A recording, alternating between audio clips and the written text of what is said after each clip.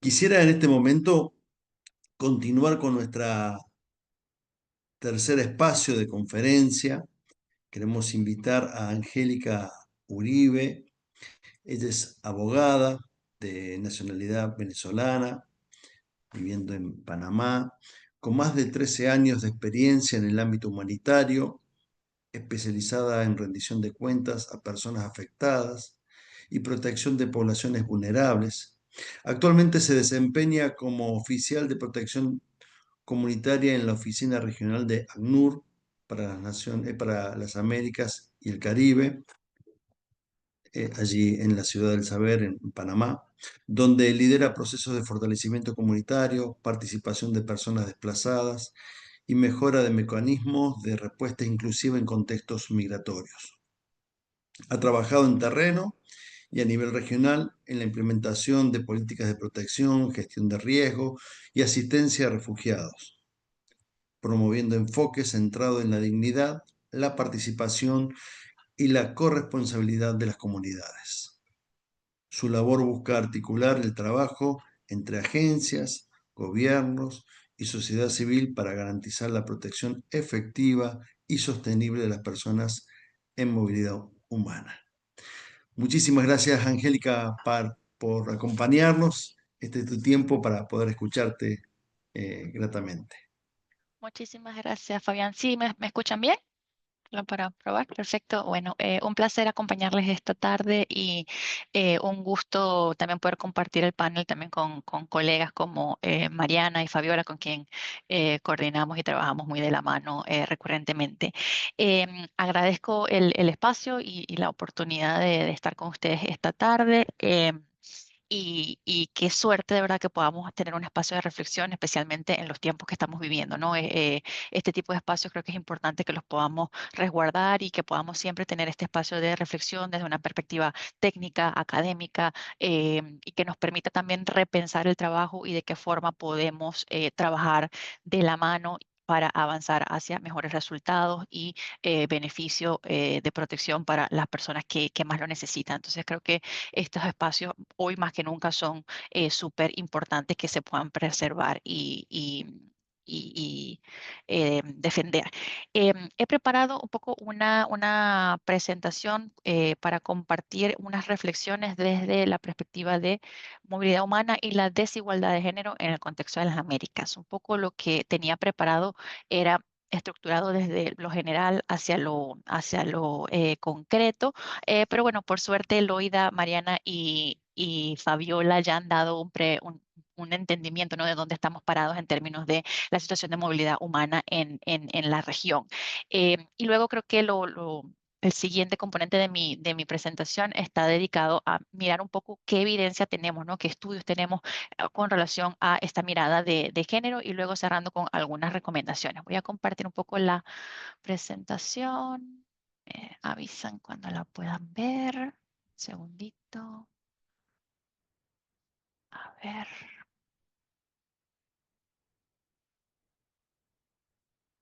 Ok, si la pueden ver completa. A ver, asegurar que no salga en modo de presentación. No, sale en modo... Ahí está. Ahora sí. Ok, entonces, bueno, como les decía, ya las presentadoras anteriores han dado un poco de este contexto, ¿no? De qué está pasando en la región en términos de movimiento. Creo que las imágenes que vimos también con Fabiola, del número, ¿no? De personas que están en movimiento y esas reflexiones que ella nos compartió de la realidad altamente dinámica, ¿no? Que tiene nuestra región, en donde... y esto también lo mencionó Loida, ella hizo referencia de hecho al mismo documento de donde yo extraje esta, esta, esta gráfica, ¿no? Que es el reporte que se hizo a mediados de año de las cifras globales de el ACNUR. Yo con esta mirada de género quiero solamente rescatar, ¿no? Para no repetir lo que ellas ya hablaron, que de todas esas casi 22 millones de personas en situación de desplazamiento forzado en la región, el 46% son niñas y mujeres desplazadas por la fuerza. Eh, y cuando miramos un poco el contexto, ¿no? Quisiera hacer énfasis un poco a lo que ellas discutieron sobre ambas presentaciones mencionaron, ¿no? La situación en el Darién, que si bien vemos una disminución significativa porque tuvimos unas 520.000 personas cruzando el Darién en 2023 y eso bajó a 300.000 en 2024 y en lo que va de 2025 estamos llegando a un poquito más de 3.000. Eh, Al mismo tiempo que esa es una realidad, también sabemos que se estima que 20% de las mujeres que cruzaron el Darién, mujeres y niñas que cruzaron el Darién fueron víctimas de violencia sexual.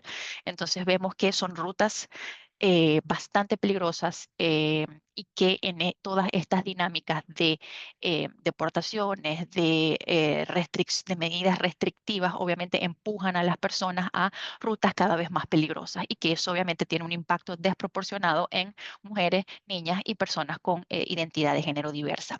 Un poco para rescatar o quizás hacer énfasis en esas tendencias que son más eh, de 2025. eh, Creo que vale la pena mencionar la situación de retornos y deportaciones que estamos viendo en toda la región, pero al mismo tiempo lo que se está llamando las tendencias revertidas, ¿no? Como los flujos inversos. Si bien el número del Darién cruzando hacia el norte ha bajado, pues también vemos un aumento en un flujo más bien de el Darién de Panamá hacia Colombia, que se está haciendo por rutas marítimas, que también son bastante peligrosas y que ya hasta el mes pasado se contaban más de 17.000 personas. Al mismo tiempo, también las rutas hacia el sur y hacia España también las estamos viendo en aumento, donde los venezolanos fueron hasta el mes pasado el número, la mayor cantidad, nacionalidad que estaban pidiendo refugio en asilo en España. Al mismo tiempo vemos aumento de solicitudes de asilo en México, Brasil y Costa Rica, por lo que son cifras que están cambiando, pero que son preocupantes porque como también estamos viendo una contracción de los servicios que están disponibles, la realidad de la necesidad todavía está ahí, no solo todavía está ahí, sino que también está en aumento. Y esto, sí, antes de entrar directamente a hablar del género, y creo que Fabiola hizo referencia un poquito a esto, quiero rescatar también esta idea de la interseccionalidad, porque si bien hay una cantidad de personas que están en movimiento por diversos motivos, con diversos perfiles, la situación de movilidad humana les impacta a cada uno de ellos de forma diferente. Es decir, que no va a ser lo mismo cómo va a enfrentar esa experiencia o esa crisis de desplazamiento una mujer blanca a cómo la va a enfrentar o el impacto que puede tener una mujer negra o una mujer indígena o aún más, por ejemplo, una mujer blanca que sea que tenga una condición de discapacidad o una mujer que esté embarazada. Entonces, obviamente, todos esos aspectos entran en juego en la forma en la que la persona va a experimentar ese desplazamiento forzado y en la forma en la que va a poder enfrentar esa situación de crisis, qué capacidades tiene, qué todo ese background, esos valores, creencias, culturas que la persona trae consigo en el momento de desplazamiento, obviamente también le va a acompañar en la forma en la que puede enfrentar, qué capacidades tiene y qué oportunidades se le presentan en el camino. Entonces, es también muy importante siempre tener ese momento de reflexión, porque muchas veces en este tipo de situaciones y las cifras que vamos a ver más adelante, a veces es simple, ¿no? Como tener una posición de de preconceptos o de estereotipos que ya vienen o de asumir como, yo en la posición de esa mujer o de ese niño hubiese hecho X, Y, Z, eh, pero es importante verlo desde esta perspectiva de la interseccionalidad y desde esa perspectiva de impacto desproporcionado. Y también siempre partimos del punto de que las situaciones de violencia de género están pasando ya. Es decir, no necesitamos evidencia para tener una planificación.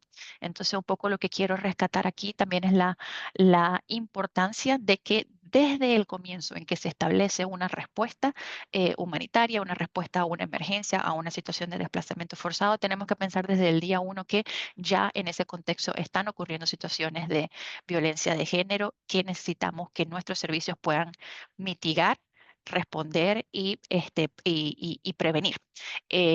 especialmente si estamos en un contexto de coordinación interagencial o en un contexto de coordinación con las autoridades.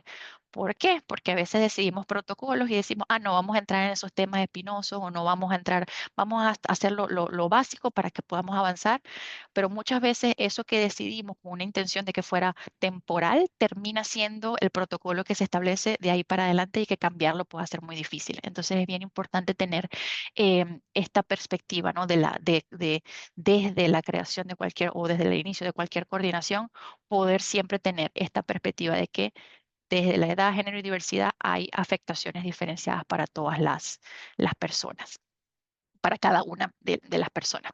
Y ya mirando un poco más de cerca la situación de las mujeres y niñas forzadas a desplazarse, pues tenemos que en nuestra región el, las situaciones de violencia de género son tanto un motivo para generar el desplazamiento como un riesgo en el trayecto. A nivel global decimos que una de cada cinco mujeres en contextos en contextos humanitarios han sufrido violencia sexual. Y en América Latina, la violencia de género, nuestra región en nuestra región se encuentran 14 de los 25 países que tienen mayores cifras de feminicidios, por ejemplo, que son cifras bastante alarmantes. Eh, es una de las regiones también más afectadas por desigualdad de género y por uniones tempranas. Y que la desigualdad estructural, eh, desde la sobrecarga de trabajo doméstico, la falta de conocimiento, reconocimiento de títulos o la falta de documentación, profundizan esas brechas de dificultad también para las mujeres y las niñas. Por ejemplo, en algunos contextos, por ejemplo, como en Ecuador, Colombia y República Dominicana, las mujeres trans y las mujeres venezolanas tienen el estigma como de ser hipersexualizadas y eso limita sus oportunidades de acceso a empleo formal o las empuja a estrategias de sobrevivencia bastante riesgosas. De igual forma, creo que merece la pena, si bien la mayoría de la presentación o de las cifras que voy a compartir de los estudios posteriores están más enfocados a mujeres y niñas, creo que vale la pena también resaltar, ¿no? Que dentro tenemos también los riesgos o la situación que enfrentan las personas LGBTIQ más forzadas a desplazarse, también desde esa perspectiva, ¿no? De identidad de género diversa, donde también la violencia puede ser, o los riesgos, el acceso a derecho es un factor que desencadena el desplazamiento, pero que también son riesgos que se ven durante el desplazamiento. Tenemos en nuestra región persecución dirigida contra activistas LGBT y hace casi un mes tuvimos un intento de asesinato en Colombia que fue bastante público, ¿no? De activistas venezolanos que fueron víctimas de un atentado. Es decir, que es algo bastante reciente, ¿no? Como no lo podemos ver en nuestro día a día. En nuestro día a día, la incapacidad de vivir abiertamente como persona LGBT también puede causar esos daños psicológicos y motivarnos que la persona quiera buscar sí, motivar ese desplazamiento, situaciones de exclusión, desaprobación, incluido dentro del núcleo familiar, ¿no? Dentro de lo que debería ser, ¿no? Ese espacio seguro de referencia, discriminación y negación de derechos fundamentales, además de la aplicación de leyes generales que pueden crear un entorno persecutorio. Si bien nosotros en nuestra región solo hay algunos países del Caribe que aún mantienen una criminalización hacia las uniones o las relaciones consensuadas de personas del mismo sexo, hay ¿no? Diferentes niveles de acceso a derechos y de limitaciones que todavía las personas LGBTQ más experimentan. Hay un recurso muy bueno que es el de la Liga Global, que sus siglas es ILGA, que se llama Leyes sobre Nosotros, y de verdad los invito a visitar esa página. Tiene muchísimos recursos, mapas visuales que te ayudan a entender la dimensión, ¿no? Desde acceso a justicia, acceso o sea, más allá, ¿no? De la criminalización y las uniones civiles o matrimonio, hay muchos más derechos que también ellos han monitoreado y que merece mucho la pena que conozcamos y nos informemos de lo que está pasando. En el contexto de desplazamiento, pues también se evidencia violencia, abuso y explotación, discriminación y marginalización por parte de las comunidades de acogida, acceso limitado a protección internacional, a estatus, a servicios especializados y también mecanismos negativos de afrontamiento. Algunos recursos regionales que han sido liderados por la plataforma R4V nos ayudan también, ¿no? A poder dar evidencia y poder cuantificar o dimensionar el impacto desproporcionado de la situación de movilidad humana en las personas LGBTQ+. Estos son algunos, como el Estudio Sin Fronteras, el sentir que se nos va la vida también, y el hecho también de que estas propias organizaciones ya organizaciones que no eran enfocadas en movilidad humana, sino que trabajaban los temas de derechos de población LGBT, se vieron en la necesidad de incorporar esta área de trabajo en sus diferentes planificaciones y programaciones, porque tenían muchas personas LGBT de otras nacionalidades que no eran, digamos, en el caso de Brasil o de Ecuador, por ejemplo, o de Colombia, en fin, personas extranjeras que estaban buscando los servicios de estas organizaciones para ser orientados, para conocer sus derechos en ese país, para poder recibir servicios especializados. Entonces, vemos sí la necesidad de la propia población LGBT de buscar apoyo dentro de sus propios referentes. Entonces, son documentos también muy interesantes que nos ayudan también a ver esa perspectiva humana más allá de ciertas cifras que, eh, que a veces podemos ver en algunos reportes.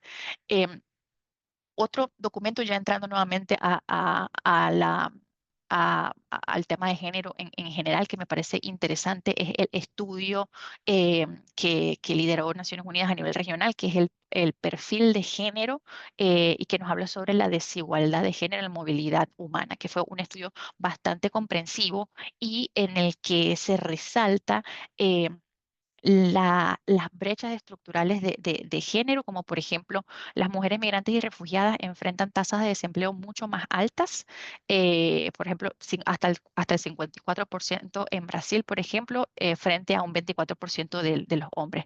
En Paraguay, por ejemplo, las mujeres trabajan mucho más desde la informalidad y esto también se ve en otros países. Y en Perú los hombres ganan en promedio 30% más que las mujeres refugiadas inmigrantes. Esta desigualdad se combina también con el hecho de la sobrecarga del trabajo doméstico no remunerado que muchas veces recae sobre las mujeres y también la feminización del trabajo de cuidados, en el sentido de que en muchos espacios las mujeres migrantes y refugiadas solo consiguen trabajos como cuidadoras o son relegadas un poco a ese tipo de trabajo, aun cuando tienen muchas calificaciones, ¿no? Cuando en su país de origen eran trabajaban en empresas, tenían una profesión. En el país de acogida, infelizmente, las únicas oportunidades de trabajo que consiguen o donde son ubicadas son más en servicio de cuidado y muchas veces con un pago bastante inferior. Em, Estigma y discriminaciones múltiples, y eso creo que lo hemos visto en diferentes contextos, y también el déficit de datos, ¿no? No siempre tenemos suficiente evidencia para la planificación. Otro dato que me pareció muy interesante traer para compartir, y este desde la perspectiva de la Iglesia Católica, del Observatorio Mundial de Mujeres. Ellas empezaron como mujeres dentro de las propias pastorales y las iglesias católicas a hacer sí, levantamiento de información que empezó primero mirando hacia los servicios de la propia iglesia, pero que luego fueron expandiendo a través de este observatorio con estudios concretos y tienen este sobre migrantes en América Latina y el Caribe y tienen otros que pueden encontrar también en su página web sobre, que creo que están concentrados en Centroamérica y México.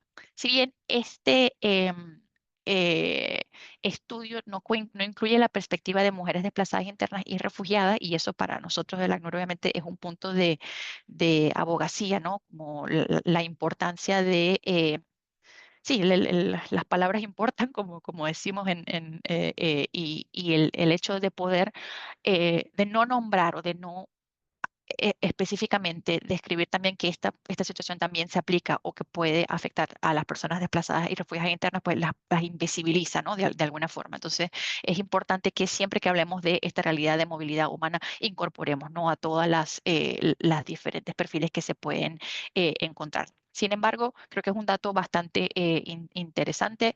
eh, que trae este documento que nos alerta, ¿no? Sobre cómo la violencia de género es el principal riesgo descrito por el grupo que fue consultado de mujeres migrantes en América y el Caribe, seguido por condiciones laborales precarias y explotación laboral, que también son eh, causas o situaciones que también pueden generar, ¿no? Eventualmente una situación de desbalance de poder que también puede generar violencia de género.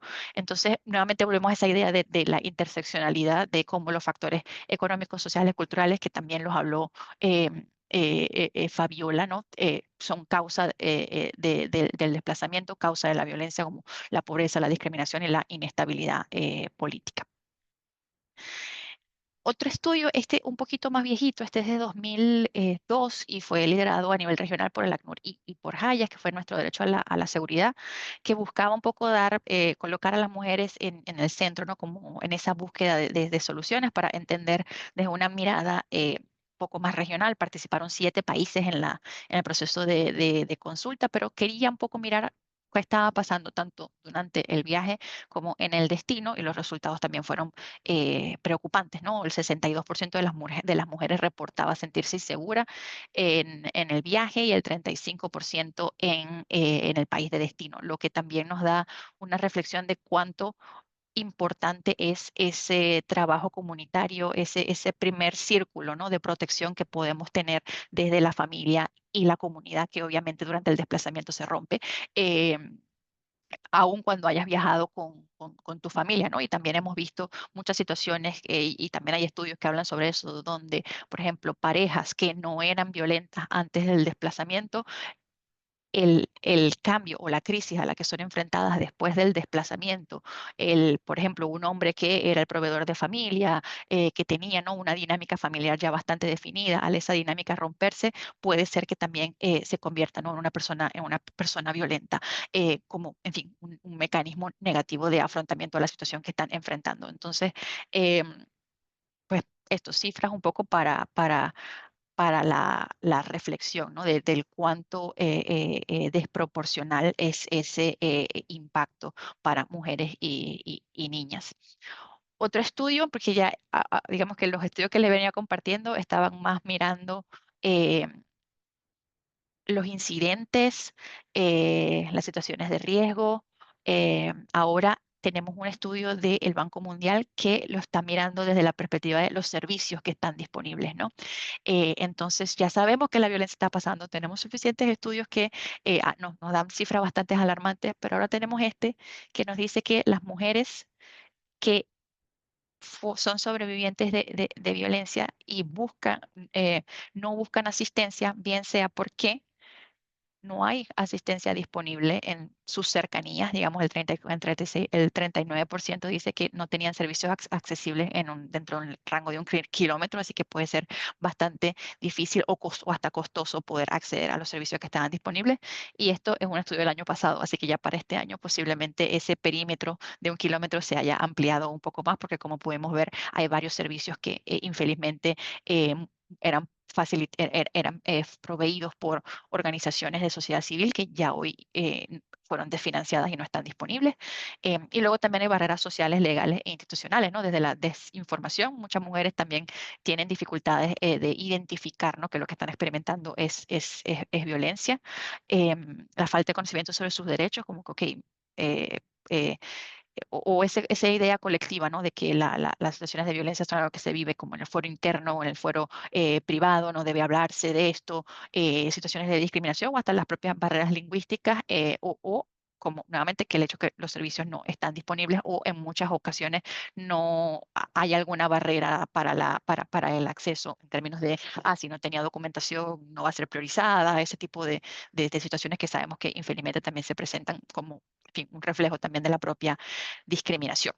Entonces, bueno, en este escenario y que es bastante preocupante y ni siquiera entreno como hablar de las tasas, ¿no? de feminicidio, que también son preocupantes, ¿no? Como cifra, sabemos que del último del último reporte de la R4B, eh, nos decía que 11 mujeres son asesinadas por día. Entonces, ciertamente no son, es un contexto alarmante. Algunas recomendaciones que podemos dar y en las que venimos trabajando, obviamente, de la mano con las autoridades y con todas las instituciones. De respuesta a la violencia y también organizaciones feministas y organizaciones lideradas por mujeres y lideradas también por mujeres refugiadas, es el acceso a la protección y la regularización. Consideramos que las personas tengan documentos es fundamental bien sea a través de procedimientos de asilo acelerados. Muchos países ya reconocen la Declaración de Cartagena y la han incluido también, o han incluido el género como un motivo de persecución por el cual podrían ser reconocidas como refugiadas, pero también ampliar las vías de estancia legal que reduzcan, ¿no? Esta exposición a la violencia y a la explotación. La autonomía económica y de cuidados es fundamental, ¿no? Una inserción laboral digna, la homologación de títulos, políticas que reconozcan también ese trabajo de cuidado o doméstico que no es remunerado y la prevención y respuesta a la violencia, como les decía, desde el inicio de cualquier respuesta y asegurando servicios multisectoriales accesibles y diferenciados, que eso incluye abordaje clínico, legal, psicosocial y de albergues y espacios seguros si fuera necesario. Creo que me uno también a las palabras que dio eh, Mariana, ¿no? Sobre esa participación e inclusión. Ellos lo abordaban hacia niños y adolescentes, pero creo que también de las mujeres, las niñas y los adolescentes en la creación de los programas de prevención y respuesta, poderles escuchar y que esa escucha activa se refleje en la forma en la que se hace la prevención y la programación.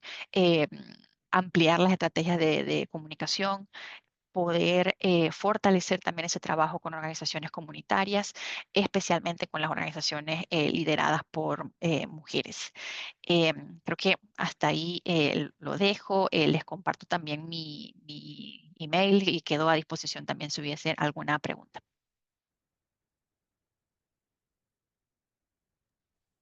Muchísimas gracias, Angélica. De alguna manera se viene amplificando las miradas en las distintas ponencias que venimos escuchando. Y sí, acá en realidad hay dos preguntas que te las voy a leer juntas porque me parece que se pueden llegar a complementar. Dice, bueno, si bien has compartido páginas para visitar, ¿cuál sería, dicen, los países más receptivos para las poblaciones, para la población LGTBIQ más en caso de pedir asilo o refugio? Y esa quizás podemos complementarla un poquito con esta última, que la primera la hizo Guillermo Robles y esta última la hace Víctor Delgado. Dice, ¿la iglesia está preparada para ayudar o atender a las personas que están en movilidad? Porque la violencia que sufren en sus viajes desde Panamá hasta la frontera norte de México es tremenda. Si bien una es más específica de una población, la otra la abre a la población entera. ¿Qué nos puedes contar sobre eso, Angélica? Muchas gracias por las preguntas. No tenemos, infelizmente, una cifra, ¿no? De cuántas personas LGBT están, ¿no? en cada país. Y creo que igual tampoco, no sé si sería una cifra por términos de seguridad de compartir, pero creo que como una tendencia que sí hemos visto es que las poblaciones LGBT buscan lugares donde hay mayores salvaguardas a sus derechos. Entonces, estados que reconocen uniones estables, que reconocen el matrimonio de personas del mismo sexo, esos estados obviamente son quizás preferentes en el momento de la escucha o de la toma de la decisión del lado de la persona LGBT. ¿Y por qué lo menciono? Porque países como México, Brasil, eh, Argentina, por ejemplo, son países donde tenemos mayores programas establecidos y un mayor diálogo con personas que se identifican, ¿no? Como de la comunidad LGBT. Por ejemplo, en el caso de Brasil, tenemos servicios especializados con albergues que reciben a la comunidad LGBT desde los lugares como de reciente ingreso, como podría ser Roraima y Manaus, cuando el caso que vienen de Venezuela, pero también en los componentes de integración, que serían más en ciudades un poco más desarrolladas como Sao Paulo o Río. Entonces, es allí donde quizás tenemos programas un poco más desarrollados, pero definitivamente en todos los países en donde tenemos presencia hay trabajo con la población. Y sí, hay iniciativas súper interesantes en Perú, en Ecuador, en Colombia. De hecho, trabajamos con dos redes de organizaciones LGBT en movilidad que sus secretarías técnicas, una está en Ecuador y otra está en Colombia. Entonces, es un mundo también Ujú. por descubrir y yo misma todavía continúo, ¿no? Aprendiendo, ¿no? Y es un mundo como en bastante fluidez, digamos. Entonces, toda esa, es un proceso de aprendizaje continuo. Yo creo que el tema también de tener esa reflexión, ¿no? De nosotros, por lo menos desde el ACNUR, yo lo veo así. Nosotros sabemos de refugio, de procedimientos de asilo y cada una organización específica, por ejemplo, las organizaciones que trabajan con personas LGBT o que trabajan con personas con discapacidad o que trabajan con poblaciones indígenas, ellos saben de esos públicos específicos. Entonces yo creo que siempre tomar la mano y que cada uno brinde, ¿no? Eh, desde su perspectiva y su conocimiento, puede ayudar a que las personas puedan tener mejores servicios de protección. ¿Y está la iglesia preparada? Pues la iglesia creo que continúa preparándose día a día y la iglesia siempre ha sido esa mano amiga en sus diferentes expresiones, ¿no? de la fe. Eh, yo he tenido desde que estoy en la oficina regional un trabajo más cercano con la Iglesia Católica porque trabajamos muy de la mano con la Red Clamor, por ejemplo, pero también tenemos un trabajo de mucha larga data, ¿no? Con otras organizaciones y con espacios también muy interesantes interreligiosos como lo es la Ciremi en Perú, por ejemplo. Entonces, definitivamente digamos, las diversas organizaciones son las que están a nivel local, son las que están a la línea, la primera línea de respuesta, y yo creo que tienen un compromiso con ayudar al prójimo y con hacerlo de la mejor forma posible. Entonces, es un poco similar a lo que decía Fabiola, creo que hay una voluntad, hay un compromiso de atender al otro, de recibirlo, y también desde las organizaciones internacionales, pues brindamos algún apoyo en lo que son los estándares internacionales de cómo hacer de mejor forma esta recepción, especialmente con el componente de mitigación de riesgo. Eh, Ujú.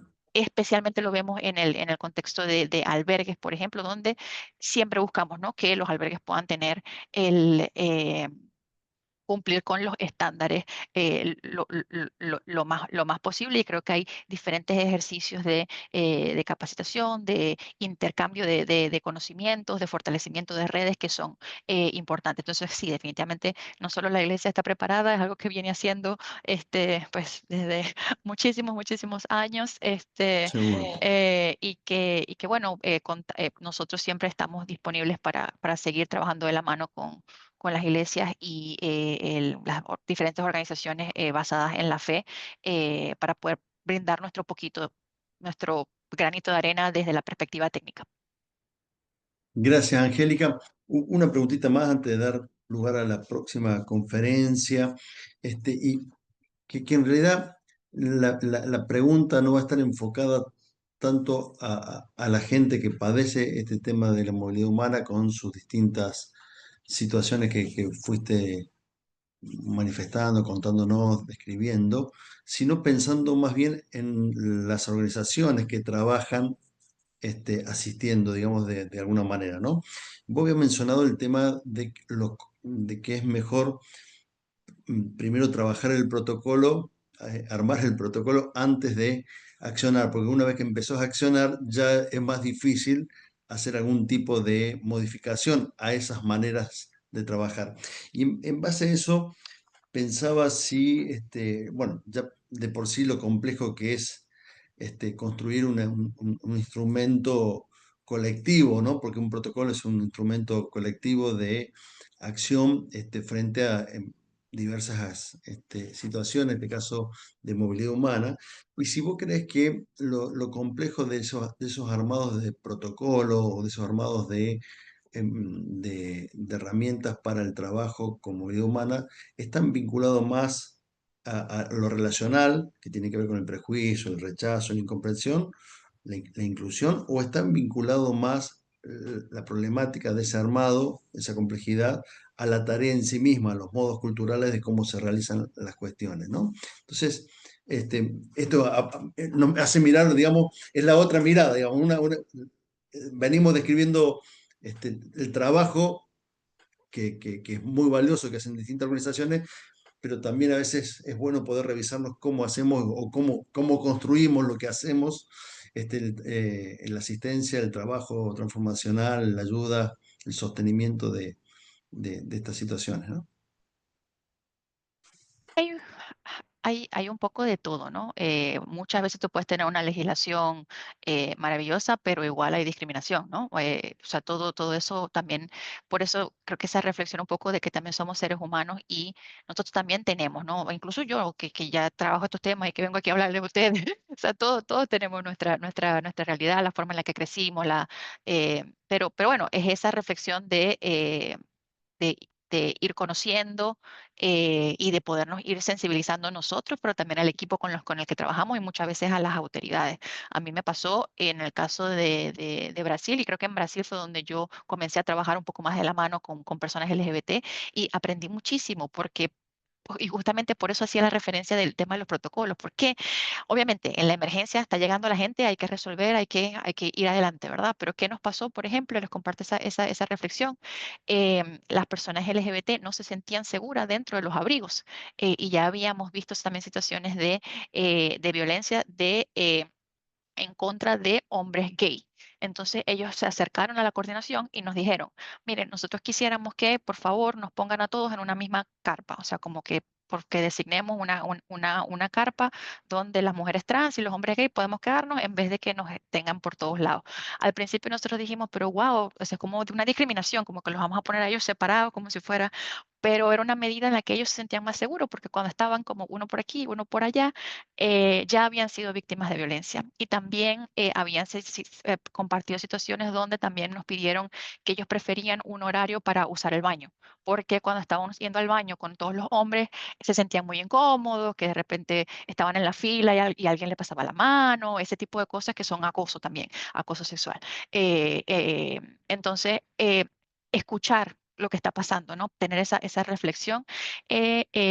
Y cuando, obviamente, fuimos haciendo las adecuaciones, pero eso no se pensó desde el principio, ¿verdad? Tuvimos que cambiar toda la dinámica de trabajo. Y muchas veces pasa eso. Y con la población indígena también lo llegué a ver en el caso de que las personas indígenas se fueron quedando rezagadas de la respuesta porque trabajar con ellos era complejo. Nos llevaba mucho más tiempo tener una reunión con la comunidad indígena que tener una reunión con los criollos, como ellos lo llamaban.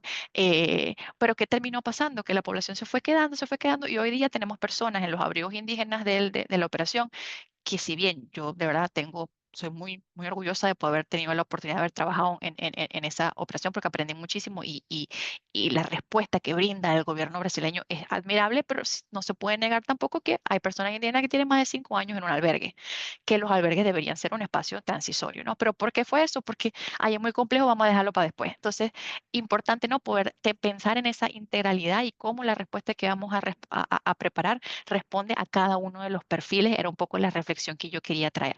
Eso no quiere decir que lo vas a tener perfecto desde el principio, pero especialmente cuando estás en un ambiente que tienes que coordinar con muchos actores, sí es importante, por ejemplo, dejar ese acápite y decir, bueno, esto va a ser un anexo que lo vamos a desarrollar más adelante porque en este momento vamos a ir adelante así, pero tenemos que tener esa flexibilidad de irnos adaptando en el camino justamente para que nadie se nos quede atrás, porque termina pasando eso. Y creo que eso fue un artículo también que justo leí recientemente que eh, cuántas veces, o sea, como el artículo hacía una reflexión de cuántas veces en este tipo de respuestas humanitarias, especialmente de emergencia, ¿no? Cuando estoy hablando cuando la gente está llegando, 500 personas por día, ¿qué vamos a hacer? Se están quedando en la calle, ese momento, ¿no? Que los ánimos están y todo el mundo está buscando responder.